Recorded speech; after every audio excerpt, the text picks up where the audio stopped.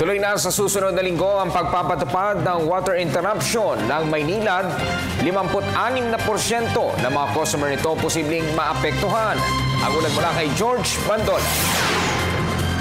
Simula sa Miyerkules, September 16, makakaranas na ng water interruption ng may 918 barangay na sineserbisyuhan ng Maynilad. Ayon sa kumpanya, 56% sa franchise area nito ang apektado dahil sa nararanasang El Nino o matinding tagtuyot. Bagamat umuulan itong mga nakarang araw, hindi raw ito sapat para mapunuan ang tubig sa Ipo Dam na siyang nagsusupply naman ng tubig sa Angat Dam.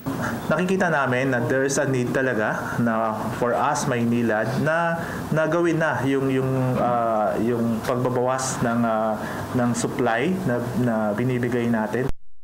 Distribution network. It's Maynilad way of doing prudent conservation measure because ito pong El Nino ay alam naman po natin base po sa mga pronouncements na ginagawa ng gobyerno o binibigay ng gobyerno sa ating mga kababayan, it will be a prolonged El Nino that could extend up to second quarter of next year. Nagpaalalang Maynilad sa mga customer na bisitahin ang kanilang website na www.mayniladwater.com.ph kung ano-ano mga barangay ang maapektuhan ng water interruption mula alas 9 ng gabi hanggang alas 4 ng madaling araw.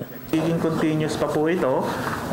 Hindi pa po namin kasi din alam kung ano pa yung magiging desisyon ng NWRB na magiging alokasyon namin sa month ng October. So, depende po doon sa ano na yun. Pero, again, at 30, ang ini-implement po namin 38 cubic meter per second scenario. It's just that medyo shorten pa lang yung water interruption hour per day.